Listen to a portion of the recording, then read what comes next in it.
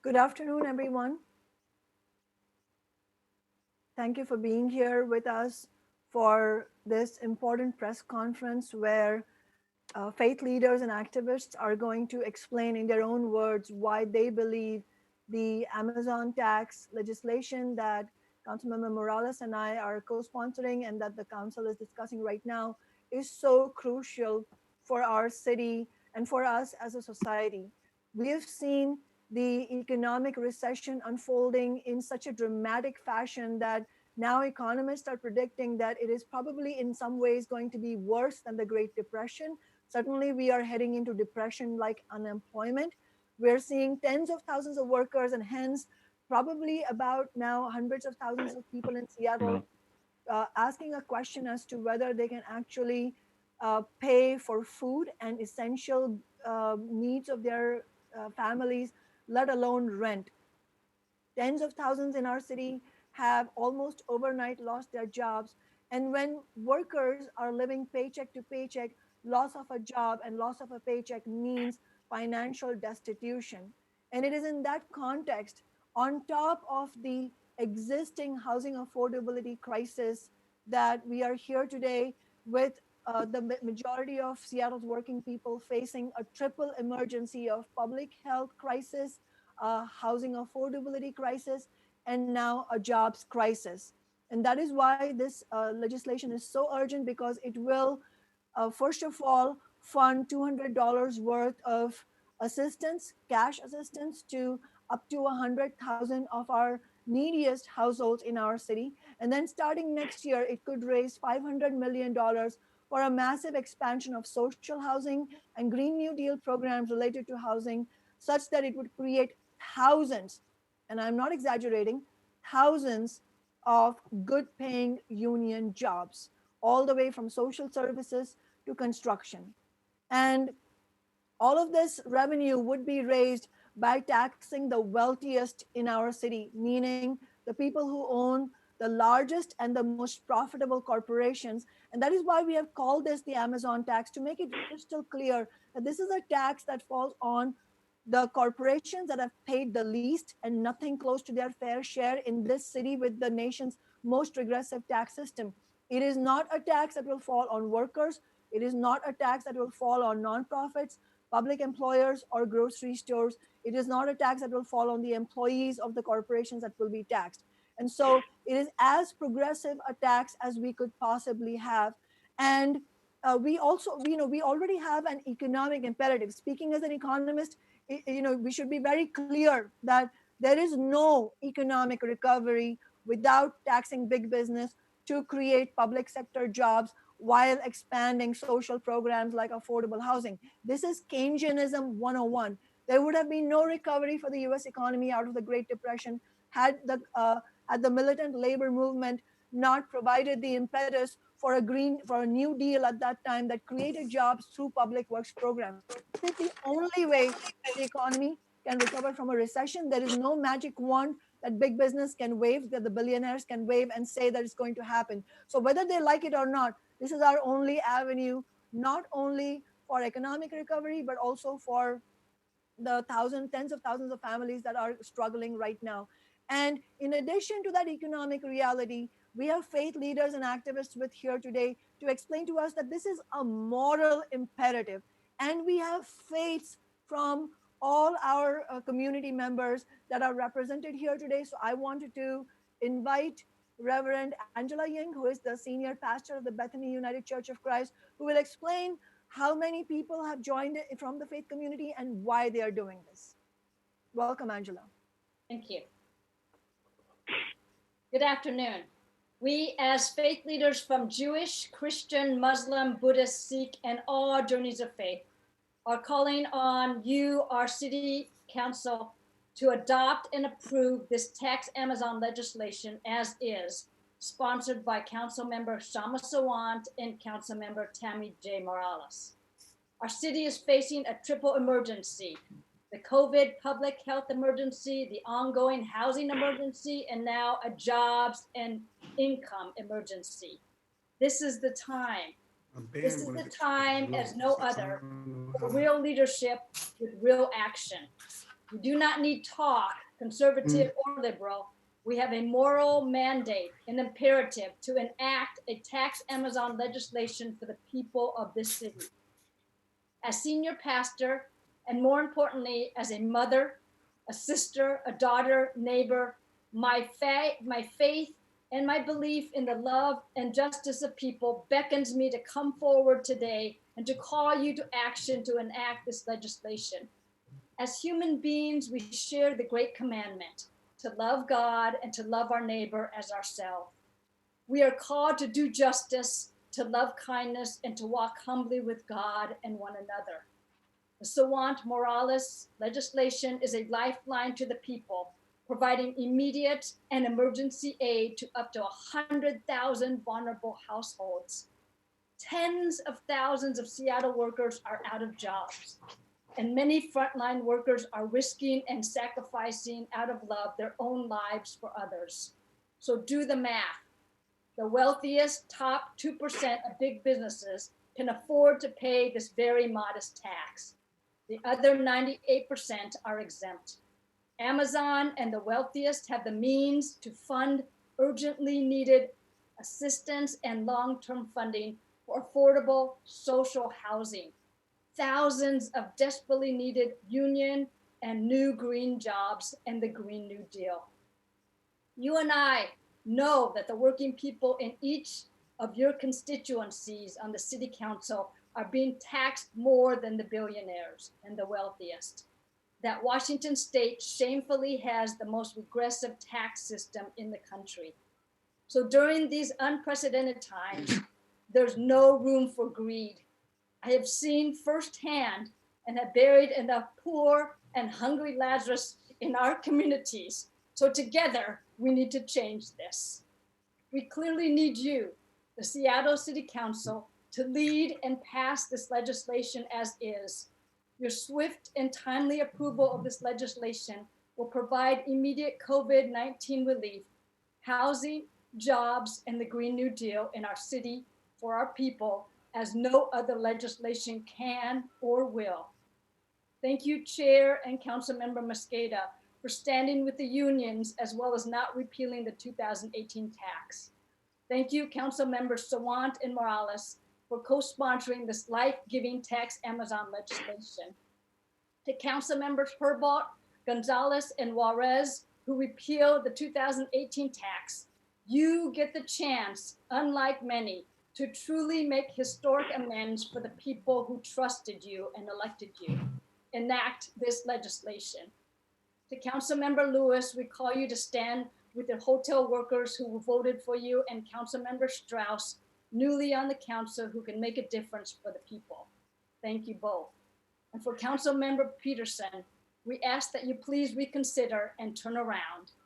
Do so for the sake of the most vulnerable and not the most privileged. That, I tell my youth and my children, is true leadership. Our situation is unprecedented. Few, if any, city councils have had an opportunity to do so much good. This is the time. As faith leaders from all journeys of faith are calling on you, our city council, Seattle City Council, to adopt and approve this tax Amazon legislation as is. So grace and peace be with you as you do so. Thank you.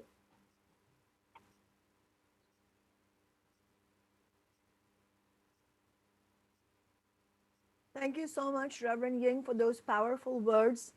And I'm really grateful to the 72 faith leaders and activists who have signed on to this joint letter, urging the City Council to not only urgently pass the tax Amazon legislation, but also to not water it down. And as Reverend Ying said, we have leaders from all journeys of faith who are in solidarity with us. And so it is my great pleasure and honor to introduce Aneelah Afzali, Sister Aneelah, who is the founder and executive director of the American Muslim Empowerment Network, which is a new initiative of the Muslim Association of the Puget Sound, and who has been an activist for several years on the social justice front. Welcome, Sister Aneelah. Thank you so much, Councilmember Sawant, and peace be upon you all. Right now, we are in the blessed month of Ramadan. when over 1 billion Muslims across the globe fast from dawn to sunset. This month is about getting closer to God, but also about increasing our gratitude for what we have and showing compassion for those who are less fortunate, feeding the hungry, and serving those in need. That is why I'm joining my faith colleagues today, because this legislation does exactly that. We have heard heartbreaking stories of those suffering because of COVID-19. In response to this crisis, the Muslim Association of Puget Sound launched a relief plan that included providing rental, utility, food, grocery, medical, and other assistance to anyone in need. We have spent well over $100,000 in just a few weeks to help hundreds of individuals and families thus far. And we continue to feed those who are hungry, even as we fast. And I know so many other faith communities, mutual aid groups, and more are also doing their part in this crisis. We need big business in our city to step up and pay their fair share as well, especially as we have the most regressive tax system in the country. As faith leaders, we are here supporting this legislation because it's the right, the moral thing to do. Our faith values of helping those in need, our democratic values of government by and for the people, and our human values of fairness and equity mandate that we support this legislation. Without action today, so many of our fellow sisters and brothers are not going to make it out of this crisis. And the crisis we are facing, as you've heard, is threefold: the public health emergency, the ongoing housing and homelessness crisis, and now a jobs and income emergency as well. This legislation provides a necessary lifeline for the present, as well as supporting our city in the future. We know it's not easy, and it will require bold leadership, but we cannot have an economic recovery without bold action. And without such action, this pandemic will exacerbate the growing gap between the haves and the have-nots in our city, state, and country. At a time when tens of thousands of Seattle workers are out of jobs, when frontline workers are risking and sacrificing their lives for all of us, we need big businesses in our city to also do their part. We need our city council to vote in support of this legislation. We need the big businesses to pay their fair share to benefit all of us through the tax system the way the rest of us do. If and when we pass this legislation, we can come out of this stronger and ensure that we uplift all of our fellow human beings. That is what our faith commands us to do. That is why I'm proud and honored to stand with fellow faith leaders in calling on the Seattle City Council to pass this legislation as is. Thank you very much. Sister Aneelah, thank you for those eloquent words about what the call of all religions is, and that the Amazon tax on big business is strongly consistent with the message of compassion, as you explained, of all faiths, and is consistent with the values of our community. And as Reverend Ying said, we are not looking for talk from our council members. We want action. We're not looking for talk from the mayor. We want action. And in that spirit, I wanted to also convey my best wishes from my office and Socialist Alternative to all our Muslim community members during the holy month of Ramadan, and really welcome their solidarity with us in this important mission. It's a really important mission, and it coincides with this important religious month for our Muslim neighbors. And in that spirit, I wanted to invite Rabbi David Basior, leader of the Kadima Reconstructionist community, who's also been standing with us on many issues, all the way from renters issues to taxes on big business. Welcome, Rabbi David. Thank you so much for having me, Kshama, and to my fellow religious leaders, peace be upon you, assalamu alaikum, and Ramadan Kareem. Let me begin by acknowledging the Duwamish people whose land I'm speaking from today, and the communities of color, that particularly Black communities, in whose neighborhood I'm residing in District 3.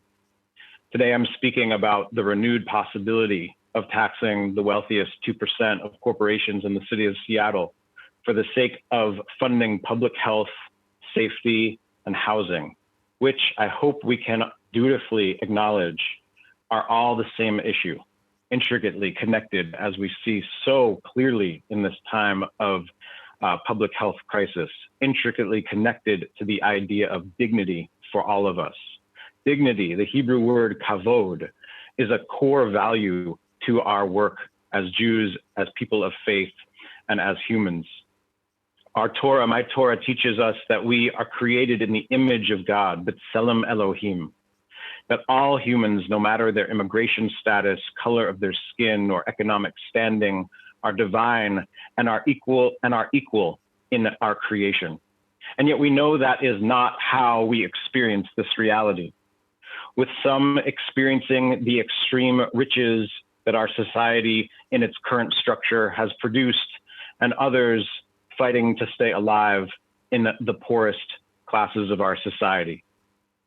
I bring the wisdom of Shlomo HaMelech ben David HaMelech, or as known in English as King Solomon, as he recites in Proverbs 14:31, "They who withhold what is due to the poor sticks it to their maker. They who shows honor and dignity for the poor brings grace to all of creation." I say to you, council members, district residents of all councils, please let your voices be heard to your council members.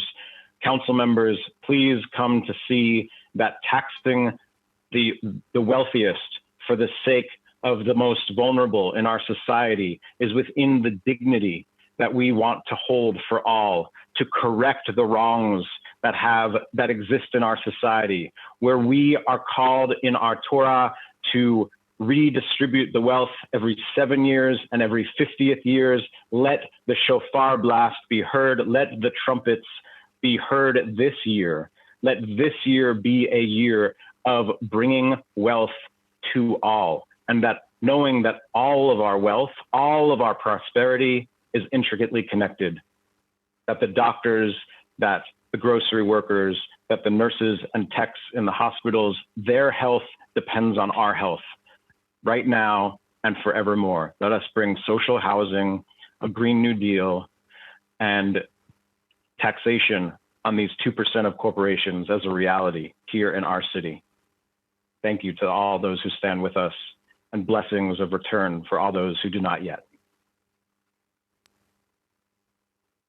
Rabbi David, we're so grateful for you for sharing why the social justice that can be made into a reality by this modest, very modest tax on big business resonates with the message of the Jewish traditions. And Rabbi David specifically made a mention of the Duwamish people in our communities of color and the question of correcting the wrongs. And I think there is no bigger example, no more potent example of where the wrongs need to be corrected as to the historic inequality that has been inflicted on our working class communities of color.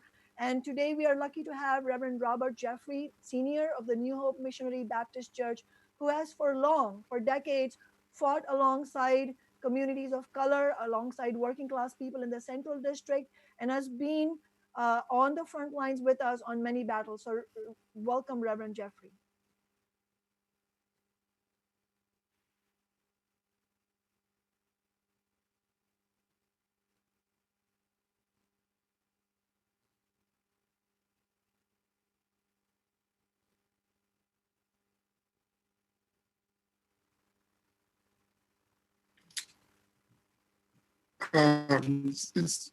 Greetings to all of you.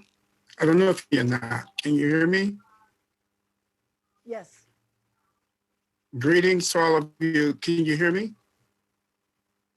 Yes, we can hear you. I just want to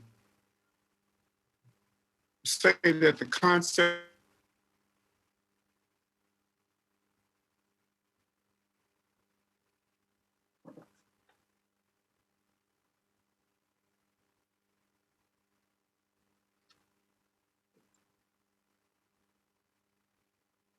We can't hear you now, Reverend Jeffrey.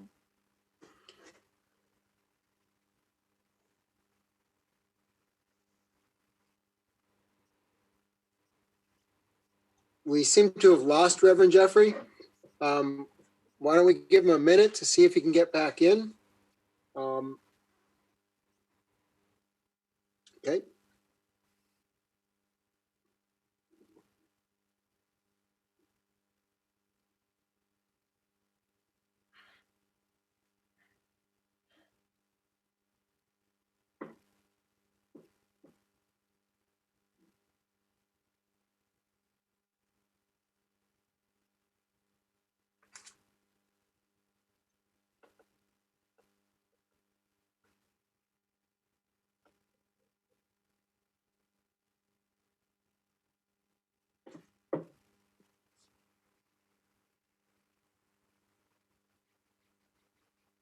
I'm going to try calling Reverend Jeffrey and see if we can get him back in.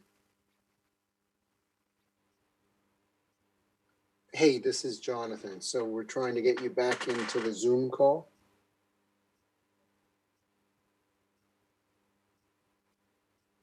Okay. Do you want to just speak through the phone and we'll try to connect you? Hold on just a moment. Yeah. We have Reverend Jeffrey on the phone. Why don't you say a sentence and then see if people can hear you? Okay. Robert Jeffrey at New Hope Missionary Baptist Church, Seattle, Washington.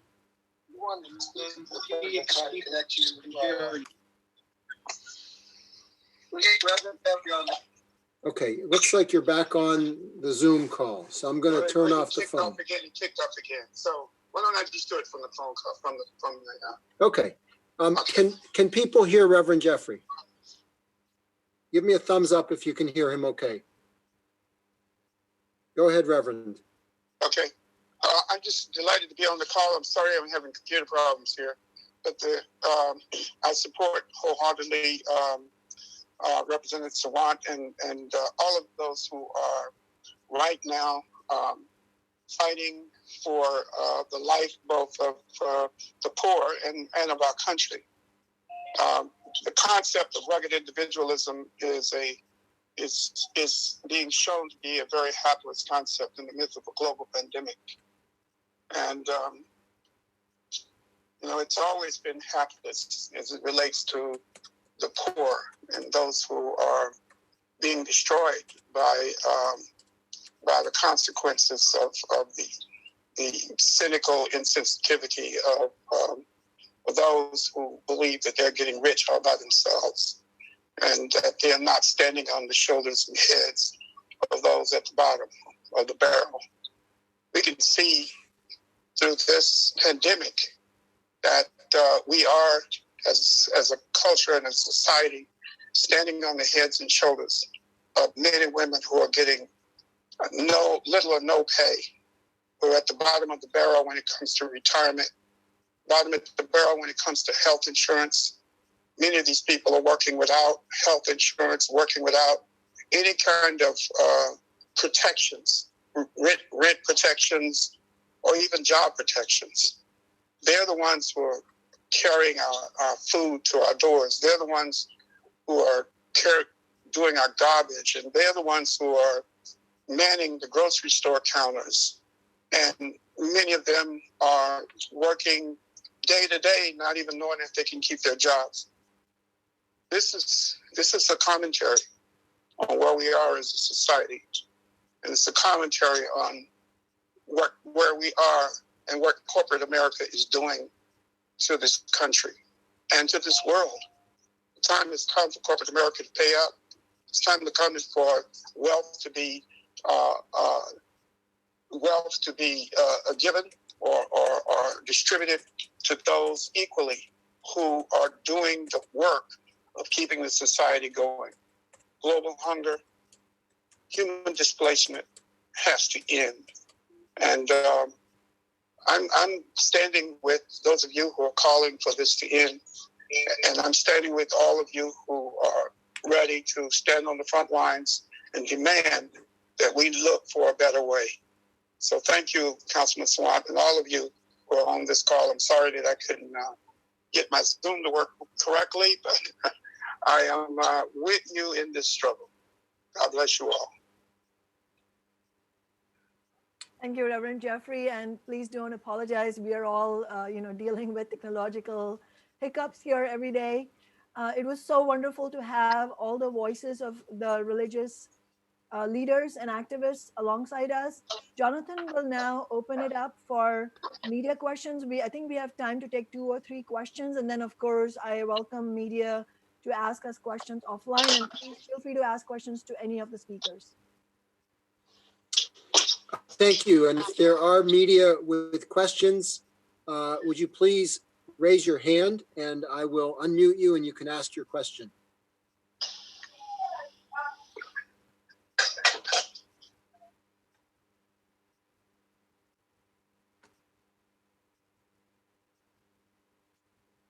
We'll give media a minute or so, and if there are no questions, we'll just conclude from here. But let's see if there are any questions from any of the media. We have been joined by a couple since we began the press conference.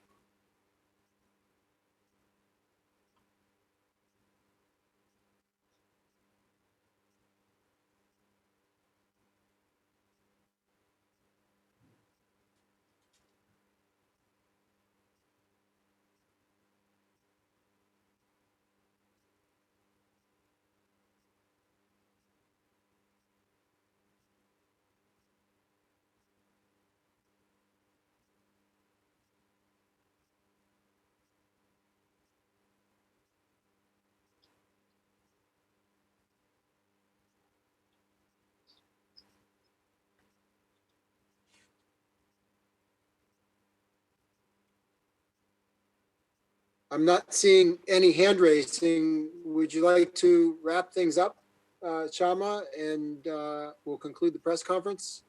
Yes, thank you, Jonathan, and thank you, members of the media who joined us. And as I said before, we welcome any questions you have offline. If you have questions for the faith leaders who are here, feel free to send them to my office, and we will direct them to our community members here who are here with us. Thank you so much to Reverend Angela Ying, Sister Aneelah Afzali, Reverend Robert Jeffrey, and Rabbi David Basior. And I will just end on the words that Reverend Jeffrey used. It is time for corporate economy to pay up. So let's continue fighting and let's win the Amazon tax. Thank you, everybody. And for the clergy who did speak here, all the faith leaders, if you have written down your comments and you're comfortable submitting them to the office, we may want to use them. Please send them to me. And then secondly, I will, off of this conference, send you all information on how you can sign in for public comment tomorrow. The Select Budget Committee meets at 10 a.m. You go online at 8 a.m. and sign up to get onto the public comment list. And we encourage people to set your alarms, get up, sign up for 8 a.m. commentary, and then you'll be allowed to give your comment at the 10 a.m. Budget Committee meeting. Your words are so powerful and meaningful, the words you all shared with us today. We would love it if the full committee heard from you all tomorrow morning as well. So thank you very much. And we will now conclude this press conference.